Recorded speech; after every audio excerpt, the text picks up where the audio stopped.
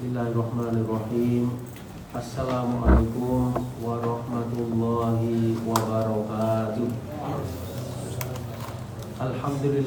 Alhamdulillahi rabbil alamin. Wassalatu wassalam ala sayyidil anbiya wal mursalin wa imamil muttaqin nabiyyina Muhammad wa ala alihi wa ashabihi ajma'in, amma ba'd. Kaum muslimin wal muslimat, hadirin wal hadirat jamaah salat zuhur Masjid Al-Furqan, Rumah Sakit Islam Aisyah Malang yang dimulakan oleh Allah Subhanahu wa taala.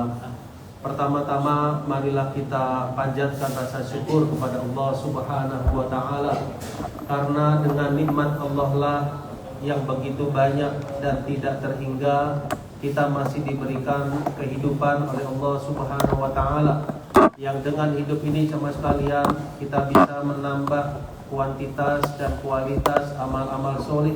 Kita bisa beraktivitas dan melakukan segala hal yang insya Allah bermanfaat untuk dunia dan akhirat kita. Di antara salah satu amal soleh yang bisa kita mantapkan, bisa kita kuatkan dalam kehidupan ini sama sekalian, dan bisa kita istiqomahkan adalah ibadah sholat, yang merupakan salah satu dari rukun Islam yang 5. Kalau kita perhatikan dalam rukun Islam yang 5, di sana ada rukun Islam yang pertama yang sifatnya adalah ikrar dan persaksian. 2 kalimat syahadat, syahadat la ilaha illallah dan syahadat Muhammadur Rasulullah, sifatnya hati dan lisan. Ikrar, pengakuan dengan lisan, diikuti oleh jiwa dengan kemantapan yang tiada keraguan padanya. Kemudian di antara rukun Islam sama sekalian, yang kedua adalah iqamatus shalah, mendirikan salat. Salat yang dimaksud dalam rukun Islam adalah mendirikan salat-salat yang 5 waktu, dari mulai salat subuh sampai isya. Kemudian kita sempurnakan dengan salat-salat yang lain yang dituntunkan dalam agama, yang sifatnya penyempurna, sifatnya menjadi tambahan amal soleh bagi kita di akhirat, dan juga menjadi sesuatu yang bisa mengurangi apa yang kurang dari solat-solat fardu tersebut. Karena nanti di akhirat Allah Subhanahu wa taala berfirman kepada para malaikat, "Unduru hal li'abdi min tatawwu." Perhatikan, apakah hambaku ini ada amal-amal sunnah, maksudnya dari solat-solat sunnah yang dia kerjakan. Secara umum sama sekalian, ada fadilah-fadilah dari ibadah solat. Ini kami kutipkan dari kitab Manzilatus Sholah fil Islam, kedudukan solat dalam Islam, karya Syekh Sa'id Al-Qahtani rahimahullah ta'ala, di mana di halaman yang ke-27 beliau sebutkan ada beberapa fadilah-fadilah dari solat. Yang pertama, tanha 'anil fahsya'i wal munkar. Dengan solat insya Allah bisa mencegah perbuatan keji dan mungkar.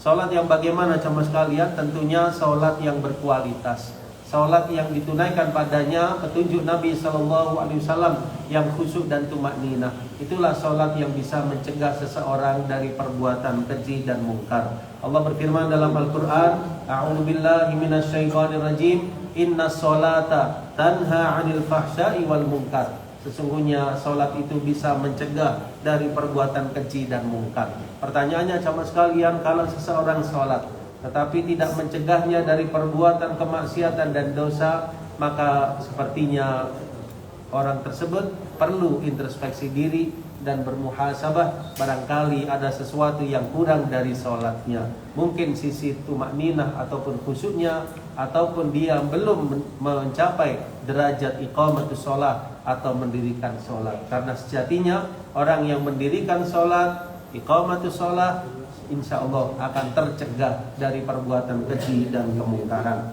Kemudian yang kedua di antara fadilah ibadah sholat sama sekalian, bahwasanya ibadah sholat bisa taghsilul khotoya, bisa meruntuhkan dan menggugurkan kesalahan-kesalahan seorang hamba. Satu ketika Nabi SAW memberikan sebuah permisalan. Permisalannya apa sama sekalian? Yaitu mathalus sholawatil khams, permisalan solat-solat yang 5. Kamathali nahrin ghamrin, ya, seperti sungai yang deras, ya, deras airnya. Ala babi ahadikum, di depan rumah salah seorang di antara kalian.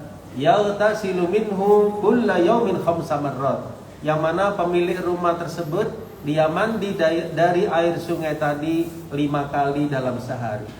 Ya, maksudnya kalau dia mandi 5 kali, kira-kira apakah masih ada tersisa noda? Tentu insya Allah hilang sama sekali. Maka begitu pula orang yang mempertahankan 5 sholat dalam sehari semalam sama sekalian, insya Allah diharapkan gugur kesalahan dan dosa-dosanya. Pertanyaannya, apakah mencakup semua dosa? Wallahu a'lam bishawab. Insya Allah menggugurkan kesalahan-kesalahan kecilnya. Karena kesalahan-kesalahan yang besar, dosa-dosa yang besar tetap perlu kepada taubatan nasuha. Ini didukung oleh hadis yang lain. Beliau menyatakan sholat yang 5, Jumatan yang satu ke Jumatan yang lain, Ramadan yang satu ke Ramadan yang lain, bisa menggugurkan kesalahan di antara keduanya. Lalu ada tambahan, idza batil kabair, kalau dijauhi dosa-dosa besar. Artinya kalau jamaah sekalian konsisten sholat 5 waktu, kemudian kita menjauhi dosa-dosa besar, maka insya Allah dengan sholat 5 waktu tersebut bisa menggugurkan as-shaghair atau kesalahan-kesalahan kecil, dan ini termasuk rahmat Allah yang maha luas. Kemudian yang ketiga jamaah sekalian, nurun li sahibiha fid dunya wal akhirah. Dengan sholat insya Allah tidak sia-sia. Insya Allah ini adalah bekal kita di akhirat kelak dan menjadi cahaya kita di akhirat. Kalau kita di dunia saja butuh lampu, butuh sinar matahari, maka di akhirat kita juga butuh penerangan, butuh sinar ya Pak sekalian. Disebutkan dalam sebuah keterangan, Nabi SAW menyatakan, barang siapa yang hafadha 'alaiha, memelihara sholat, maka baginya nuran, cahaya, baginya burhanan, bukti keimanan, cahaya yang begitu kuat, wa najatan yaumal qiyamah, dan juga keselamatan di hari kiamat kelak. Dapat cahaya dengan imannya, dengan sholatnya.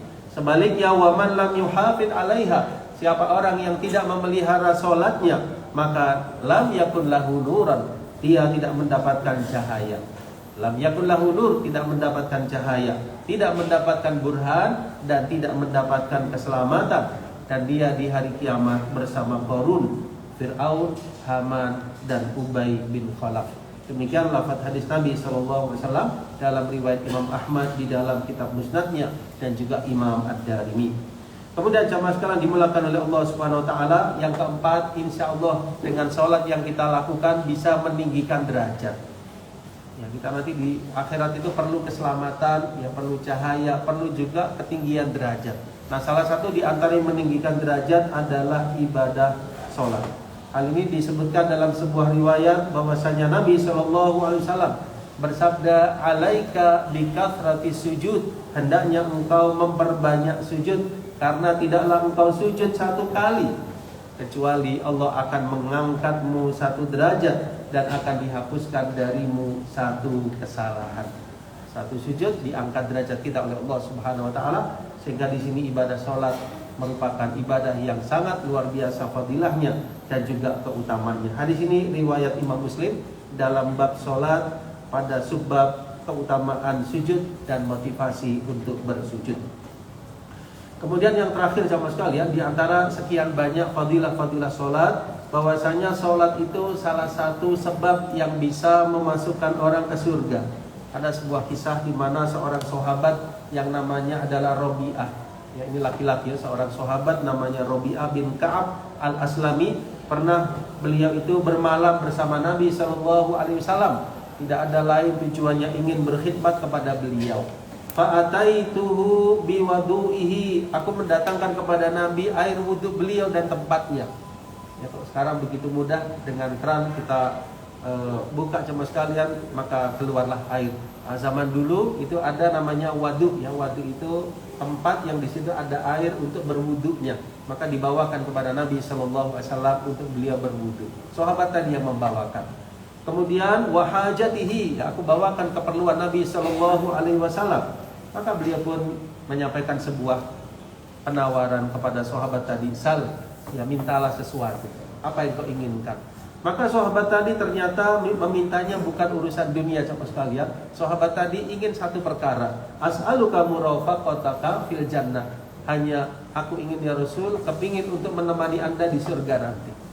Maka beliau pun bertanya lagi, awa ghaira dzalik, apa ada yang lain permintaanmu? Sahabat tadi mengatakan, huwa dzak, itulah ya Rasul puncak keinginanku bersama anda di surga. Maka beliau pun bersabda, fa'inni ala nafsika bi kathrati sujud, bantulah aku untuk memenuhi permintaanmu tadi dengan memperbanyak sujud. Ini artinya memperbanyak sujud, maksudnya memperbanyak sholat Bapak sekalian. Ini termasuk salah satu sebab orang bisa masuk ke dalam surga. Kita tahu di surga itu ada 8 pintu, 4 diantaranya disebutkan dalam hadis, yaitu pintu sholat, yang kedua pintu puasa itu ar-rayyan, yang ketiga pintu sedekah, yang keempat pintu al-jihad, dan pintu-pintu lainnya yang tidak disebutkan di hadis tadi, tapi semuanya ada 8 pintu. Salah satunya adalah pintu sholat. Mudah-mudahan sama sekalian ketika kita konsisten di atas sholat 5 waktu, kemudian kita menambah dengan sholat-sholat yang sunnah. Paling afdolnya sholat sunnah yaitu sholat tahajud. Kemudian berikutnya ada sholat-sholat rawatib yang muakkadah, ada 12 rakaat. Kemudian juga sholat duha, ini insya Allah kalau ditotal keseluruhannya kurang lebih ada 40 rakaat sama sekalian. Kalau kita bisa istiqomah, sangat-sangat luar biasa sekali. Minimalnya diwajibkan dalam Islam sholat 5 waktu, 17 rakaat. Kita bisa menambahnya dengan sholat yang sunnah sesuai petunjuk Nabi SAW. Maka ini merupakan ladang pahala bagi kita. Dan kalau kita dimudahkan, istiqomahlah, karena itu barangkali sebab yang memudahkan kita masuk ke dalam surganya Allah Subhanahu wa taala. Mudah-mudahan nasihat yang ringkas ini bermanfaat, terutama untuk diri saya sendiri dan para jamaah sekalian. Dan sholat tersebut insya Allah menjadi salah satu yang memberikan kunci keberuntungan, kebahagiaan bagi kita dunia dan akhirat. Dan jangan lupa kita mengajak keluarga kita, istri dan anak-anak kita untuk istiqomah di atas sholat, karena Allah berfirman, qu anfusakum wa ahlikum nar, jagalah diri kalian dan keluarga kalian dari siksa api neraka. Barakallahu li wa lakum, subhanakallahumma wa bihamdika, asyhadu an la ilaha illa anta, astaghfiruka wa atubu ilaik. Kurang lebihnya saya mohon maaf. Billahi taufik wal hidayah. Wassalamualaikum warahmatullahi wabarakatuh.